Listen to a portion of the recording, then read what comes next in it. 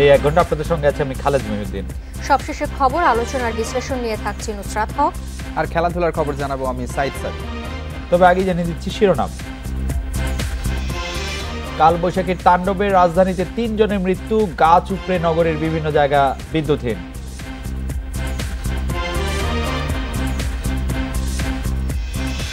ঝুঁকিপূর্ণ ভবন শনাক্তে কাল নামছে রাজউক, FR টাওয়ারের মালিক ফারুক তাসবির রিমান্ডে।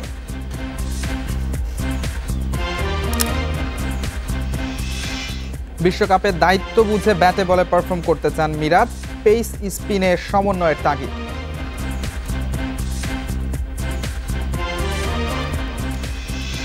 রাত 9টায় বাংলাদেশ আজ মতামত পাঠানোর বিষয় ব্যাংক ঋণের সুদের হার। মতামত পাঠাতে পারেন SMS অথবা ফেসবুকে। আপনাদের মতামত জানিয়ে দিচ্ছি সংবাদের পরের অংশে। রাজধানী সহ দেশের বিভিন্ন জায়গায় আঘাত এনেছে কালবৈশাখী। ঢাকায় ঝড়ের সময় মারা গেছেন 3 জন, বিদ্যুৎহীন হয়ে পড়ে নগরীর অনেক এলাকা। সন্ধ্যা 6:30টায় ঝড় শুরুর পর পল্টনে ভবন থেকে ইট পড়ে একজন চা দোকানদার নিহত হন। সংসদ ভবনের সামনে গাছ উপড়ে মারা যান এক নারী। শেওড়াপাড়াতেও ভবনে ইট পড়ে প্রাণ হারিয়েছেন একজন। ঝড়ে রমনা পার্কের সামনে রাস্তা সহ বিভিন্ন জায়গায় গাছ উপড়ে পড়ে যান চলাচল ব্যাহত হয়। ডিপিডিসি জানায় ঝড়ের সময় বিদ্যুৎ সংযোগ বন্ধ রাখা হয়, তবে বিভিন্ন জায়গায় তার ছিঁড়ে যাওয়ায় পুরো ঢাকায় বিদ্যুৎ স্বাভাবিক হতে বেশ কিছু সময় লাগবে।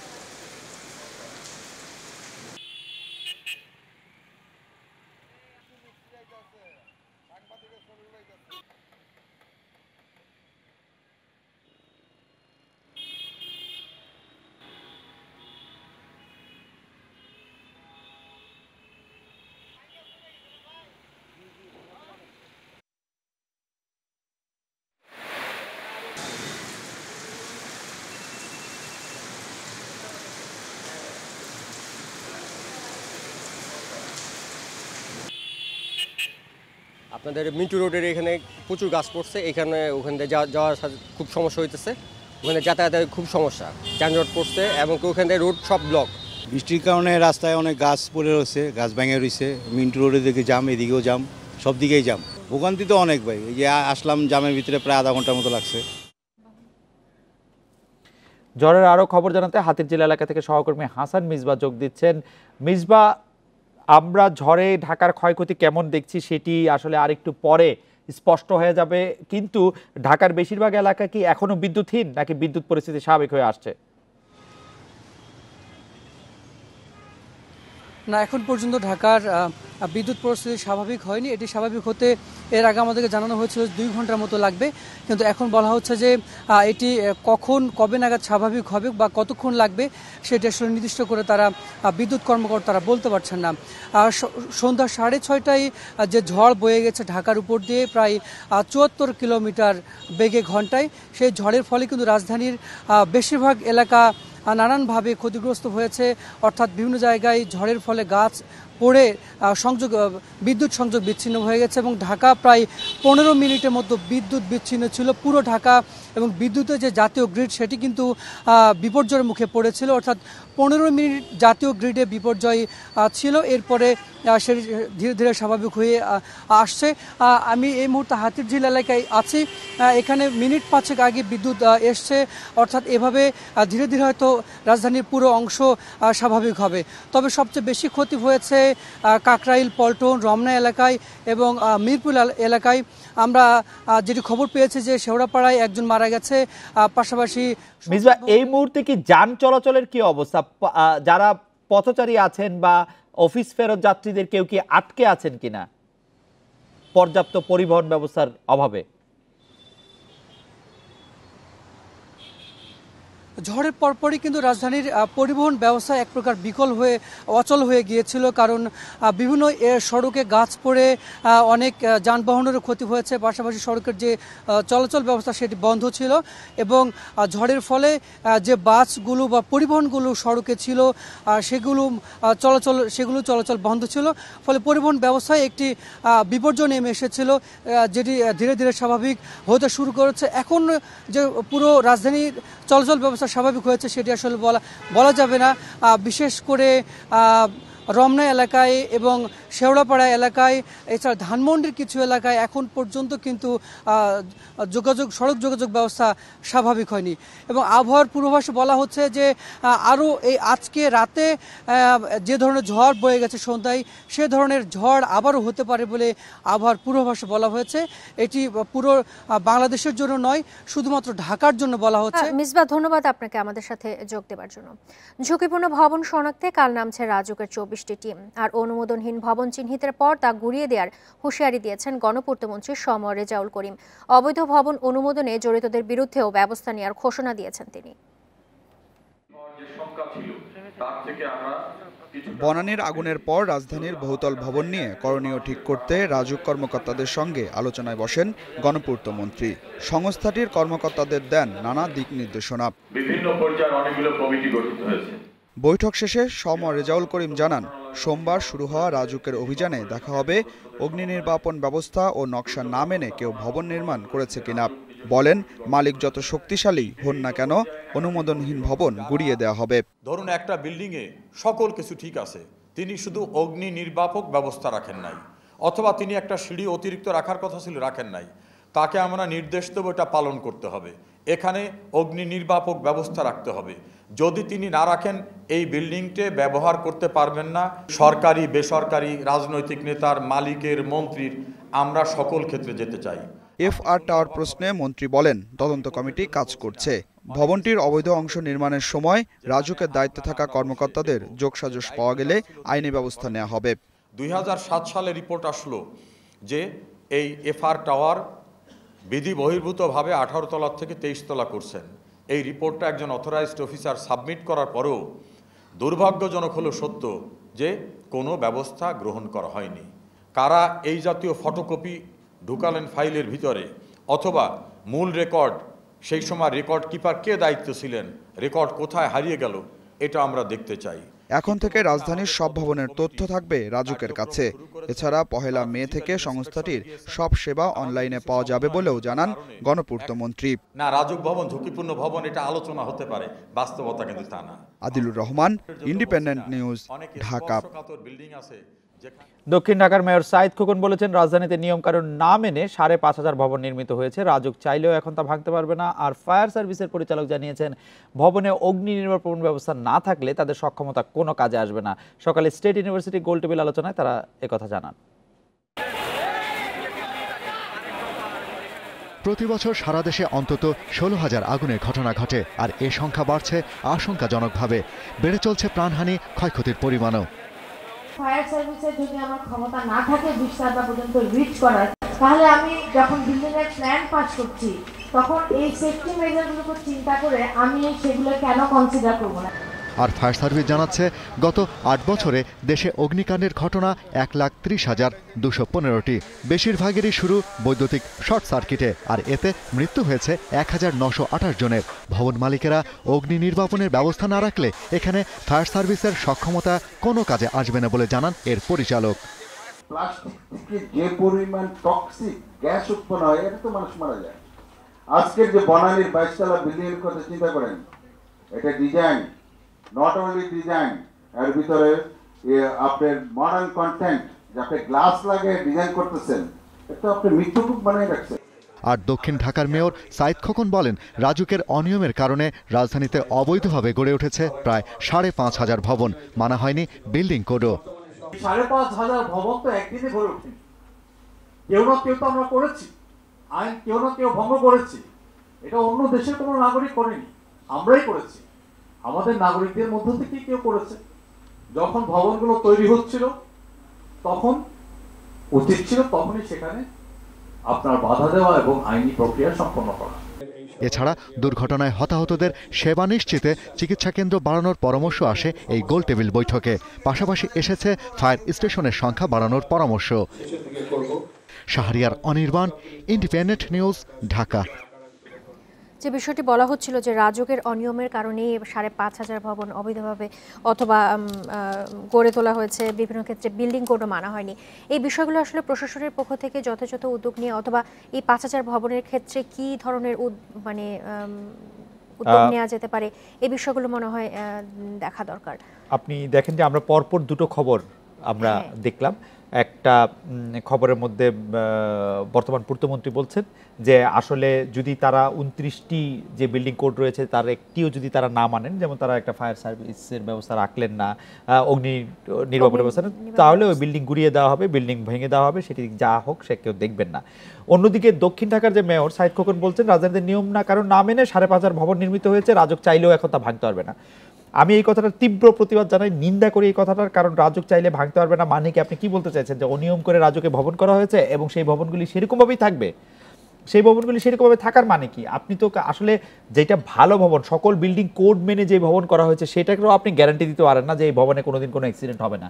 যেটা আপনি জানছেন যে এই ভবনটা আসলে রাজকের নিয়ম বা বিল্ডিং কোড মানা হয়নি, সেরকম 5,500 ভবন রয়েছে, আর আপনি বলে দিলেন সেই বিল্ডিংটা ভাঙা হবে না, এটি আসলে খুবই, আমি এটা একদমই অগ্রহণযোগ্য এই মতামত।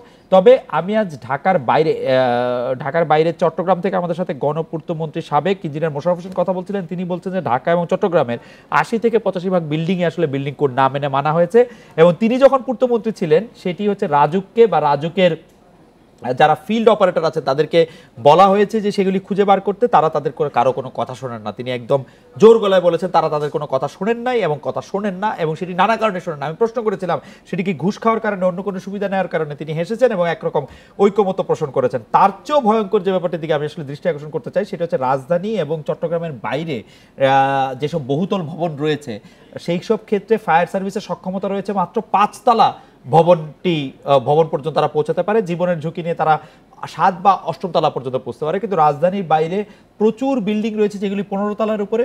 খোদ বগুড়ার স্টেশন অফিসারের সাথে আমাদের কথা হচ্ছিল, বগুড়ার স্টেশন অফিসার বলছেন সেখানে 22 তলা ভবন রয়েছে। আমি কুমিল্লায় দেখে এসেছি অনেকগুলি ভবন রয়েছে সেগুলি বহুতলা উচ্চ, এবং সেগুলি প্রতিটি, শুধু রাজধানী না, প্রতিটি আসলে মৃত্যুকূপ হয়ে থাকছে, এবং কিভাবে সেগুলি প্রশাসন কোনো কিছু বলছে না, কেন এই ঝুঁকির মধ্যে থাকতে দিচ্ছে, সেটি আমার কাছে একটি বিরাট প্রশ্ন। অর্থাৎ রাজধানী ছাড়াও রাজধানীর বাইরের যে ফায়ার স্টেশনগুলো তাদের সক্ষমতাও আসলে বাড়াতে হবে। রাইট। এদিকে FR টাওয়ারে আগুনের ঘটনায় গ্রেপ্তার ভবনের একাংশের মালিক তাসভির উল ইসলাম ও জমির মালিক SMHI ফারুককে জিজ্ঞাসাবাদের জন্য 7 দিনের রিমান্ডে নিয়েছে পুলিশ। তাদের বিরুদ্ধে অবহেলাজনিত হত্যার অভিযোগ আনা হয়েছে। বনানীর FR টাওয়ারে বৃহস্পতিবারের আগুনে নিহত হন 26 জন। এরপরেই ভবনটির অগ্নি নির্বাপন ব্যবস্থা সহ নির্মাণ ত্রুটির বিষয়টি সামনে আসে। অভিযোগ ওঠে বিল্ডিং কোড না মেনেই নির্মিত হয়েছে ভবনটি। এই ঘটনায় অবহেলাজনিত হত্যাকাণ্ডের অভিযোগে শনিবার রাতে গ্রেপ্তার হন ভবনের একাংশের মালিক তাসভির উল ইসলাম এবং জমির মালিক SMHI ফারুক। রোববার তাদের আদালতে হাজির করে 7 দিনের রিমান্ডে পেয়েছে পুলিশ। রূপায়ণ তো সেই বিল্ডিং রেজিস্ট্রি করে দেয়ই নাই, পুরোটার মালিক তো এখন কাগজে পত্রে এবং অ্যাজ পার ল রূপায়ণ এটার মালিক, এখনো 10টা ফ্ল্যাটের মালিক তারা আছে। অবশ্যই আসামি হয়েছে তো, রূপায়ণ আসামি হয়েছে তো, সে ধরতে পারে নাই। মিস্টার কি নাম ওর? নাম হলো লিয়াকত আলী খান মুকুল।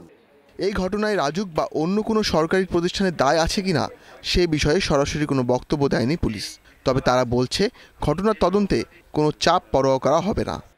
কাজের নিশ্চয়তা বিধান করা, সঠিকভাবে হচ্ছে কিনা সেটার নিশ্চয়তা বিধান করা এই পার্টিকুলার অর্গানাইজেশনের। আপনি যদি মনে করেন যে সব কিছু পুলিশ দেখবে, এই প্রত্যেক অর্গানাইজেশনের ব্যত্যয় সব পুলিশ ধরবে, এটা কোনোদিনও সম্ভব না এবং এটা পুলিশের কাজও না। তদন্তে যাদের গাফিলতির প্রমাণ পাওয়া যাবে মামলায় তাদের সবাইকে আসামি করার কথা জানিয়েছে পুলিশ। Ashiq Hossain, independent news, Dhaka. Bank ঋণের জটিলতাকে শিল্পের বড় বাধা মনে করেন প্রধানমন্ত্রী শেখ হাসিনা। সুদের হার কেন কমানো হচ্ছে না খতিয়ে দেখার আশ্বাস দিয়েছেন তিনি।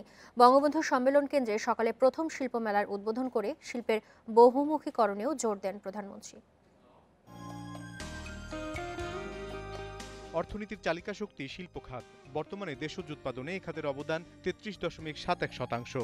2021 সালের মধ্যে তা 40% উন্নীত করতে চায় সরকার। সে লক্ষ্যেই উদ্যোক্তা সহ দেশ বিদেশের বিনিয়োগকারীদের আকৃষ্ট করতে প্রথমবারের মতো জাতীয় শিল্প মেলার আয়োজন। বঙ্গবন্ধু আন্তর্জাতিক সম্মেলন কেন্দ্রেতে যোগ দেন প্রধানমন্ত্রী। এ সময় শিল্প ঋণে ব্যাংক সুদের হার কমানোর দাবি জানান ব্যবসায়ী নেতারা। 12-14% ইন্টারেস্ট দিয়ে কিন্তু কোনো ব্যবসা কিন্তু করা সম্ভব না। তার জন্য ইন্টারেস্ট রেট কীভাবে কমানো হয় এটার উপরে আমরা কাজ করতেছি। পরে ইংলিশ কন্ডিশনে পেসারদের সাহায্য করাই হবে স্পিনারদের মূল দায়িত্ব বলেছেন মেহেদী হাসান মিরাজ। বিশ্বকাপে অলরাউন্ড পারফরমেন্সে দলের চাহিদা মেটাতে চান টাইগারদের এই তরুণ তারকা। নিউজিল্যান্ড সিরিজ শেষে দেশে ফিরে বিয়ে করেছেন মিরাজ। আপাতত ঢাকা লিগে নিজেকে প্রস্তুত করছেন এই অলরাউন্ডার। এমন নয় যে প্রথমবার সাক্ষাৎকার দিতে এসেছেন, অসংখ্যবার সংবাদ মাধ্যমকে সামলানোর পরেও দেখা মিলল লাজুক মিরাজের। বিয়ের পর প্রথম এসেছেন মিডিয়ার সামনে। নতুন জীবন নিয়ে সতীর্থদের শুভকামনা দুষ্টমি ভালোভাবে উপভোগ করছেন টাইগার অলরাউন্ডার। সবাই অনেক মজা করছে, সবাই অনেক অ্যাপ্রিসিয়েট করছে। বিশেষ করে আমি যখন বিয়ের ডিসিশনটা নিই, আমার কিন্তু মনের ভিতরে একটু ভয় কাজ করতেছিল যে আসলে আমি বিয়েটা করব, সবাই কিভাবে কি নিবে বা কিভাবে কি করব। বাট আমি একটা জিনিস দেখলাম যে আমি তো ন্যাশনাল টিমে সবাইকে জানিয়েছি এবং সবাইকে বলেছি, সবাই আমাকে অ্যাপ্রিসিয়েট করেছে, সবাই আমাকে বলেছে না ঠিক আছে, ভালো ডিসিশন। মধুচন্দ্রিমার সময় বেশি পাননি, আবাহনীর হয়ে নেমে পড়েছেন প্রিমিয়ার লিগে। সামনে বিশ্বকাপ, ভাবনায় থাকছে আয়ারল্যান্ড সিরিজও। নিউজিল্যান্ডে বোলাররা ভালো করতে পারেননি, নিজের পারফরমেন্স ছিল আরও নাজুক। ইংল্যান্ড আয়ারল্যান্ডে ভালো করার চ্যালেঞ্জ জানা আছে মিরাজের, লক্ষ্যও ঠিক করে ফেলেছেন। উইকেট টেকার ভূমিকায় নয়, মনোযোগ দিচ্ছেন পেসারদের সাপোর্ট করা আর ইকোনমি কম রেখে বোলিংয়ে। দেখেন যে ওইসব দেশে কিন্তু স্পিনার ওইরকম হেল্প পাবে না। আমাদের উইকেট যদি নাও বের করতে পারি, হয়তো আমাদের রানটা সেভ দিতে হবে। বিশেষ করে আমাদের ওই দেশে যদি আমরা 5 রান করে দিতে পারি, ওভার প্রতি 5, 5.5 এর ভিতরে রাখতে পারি, তাহলে হয়তো আমার কাছে মনে হয় যে না, অনেক ভালো বোলিং ফিগার। তার ভিতর যদি 1-2 উইকেট হয়ে যায় তাহলে তো অনেক ভালো। সাকিব, তামিম, মুশফিক ছাড়া সবাই খেলছেন প্রিমিয়ার লিগে। বিশ্বকাপে ভালো করতে সতীর্থদের ম্যাচ আর অনুশীলনের পর আলাদা কাজ করতে বলছেন মিরাজ। Mazharul Islam, independent news. সমঝোতা নয়, নির্বাচনের মাধ্যমেই হকির নতুন কমিটি চায় দুই পক্ষ। শেষ দিনে মনোনয়নপত্র জমা দিয়েছেন সাধারণ সম্পাদক পদের দুই প্রতিদ্বন্দ্বী আব্দুস সাদেক ও মমিনুল হক সাইদ। 28 পদের বিপরীতে মনোনয়নপত্র জমা পড়েছে 68টি। মনোনয়নপত্র প্রত্যাহারের শেষ দিন 4 এপ্রিল, নির্বাচন 8 এপ্রিল। গুঞ্জন ছিল সমঝোতার ভিত্তিতে হচ্ছে বহুল প্রতীক্ষিত হকি নির্বাচন। দুই পক্ষ থেকেই কয়েক দফা সভাও হয়েছে, তবে শেষ দিনে মনোনয়নপত্র জমা দিয়ে দুই পক্ষই সেই সম্ভাবনা উড়িয়ে দিয়েছেন। আগের অ্যাডহক কমিটির সাধারণ সম্পাদক আব্দুস সাদেক মহানগর হকি ক্লাব সমর্থিত পরিষদের ব্যানারে মনোনয়নপত্র জমা দিয়েছেন। এই প্যানেল থেকে সাধারণ সম্পাদক পদে আব্দুস সাদেক, সহসভাপতি পদে সাজেদ এ আদেল সহ 5 জন ও অন্যান্য পদ মিলিয়ে 28 পদের বিপরীতে 30 জন মনোনয়নপত্র জমা দেন। সমঝোতা নির্বাচনের সম্ভাবনা না থাকলেও সকলে মিলে হকের সুন্দর ভবিষ্যতের জন্য কাজ করার আহ্বান জানিয়েছেন জাতীয় ক্রীড়া পরিষদ থেকে কাউন্সিলর নির্বাচিত হওয়া আব্দুস সাদেক। এখন যদি আমরা কোয়ালিশন করলাম, সাপোজ দেখা গেল কাজের থেকে অকাজ বেশি হচ্ছে, আমরা ঝগড়াঝাটি করছি, ওটাও তো হতে পারে, তাই না? বাট আমরা যারা এখানে কমিটিতে আছি সবাই হকির লোক, and we hope to do good for hockey. অন্যদিকে সাধারণ সম্পাদক পদে মনোনয়নপত্র জমা দিয়েছেন মোহামেডানের পক্ষ থেকে কাউন্সিলর হওয়া মমিনুল হক সাইদ। তাকে সমর্থন দিয়ে উষা ক্রীড়া চক্রের আব্দুর রশিদ শিকদার একই সাথে সাধারণ সম্পাদক ও সহসভাপতি পদের জন্য মনোনয়নপত্র জমা দিয়েছেন। সমঝোতা নিয়ে কোনো আনুষ্ঠানিক বৈঠক কিংবা কোনো আলোচনায় আমাদের ভিতরে হয়নি। প্রিমিয়ার লিগের সর্বাধিক ক্লাবই আমার সাথে আছে, প্রথম বিভাগের ক্লাবগুলোর সাথে আছে। তাদের আত্মবিশ্বাস এবং তাদের একত্রতার সুরে চলার জন্যই কিন্তু আজকে এই যুদ্ধে আমি প্রস্তুত হয়েছি। 28 পদের বিপরীতে 68টি মনোনয়নপত্র জমা পড়েছে জানিয়েছে নির্বাচন কমিশন। যদি সমঝোতা হয় সেটাও নির্বাচন হবে, আর যদি দুই প্যানেল হয় বা ইন্ডিভিজুয়ালি কেউ করে তো সেটাও সুষ্ঠুভাবে হবে। 1 এপ্রিল মনোনয়নপত্র বাছাই করবে নির্বাচন কমিশন। মনোনয়নপত্র প্রত্যাহারের সুযোগ থাকছে 4 এপ্রিল পর্যন্ত, আর নির্বাচন 8 এপ্রিল।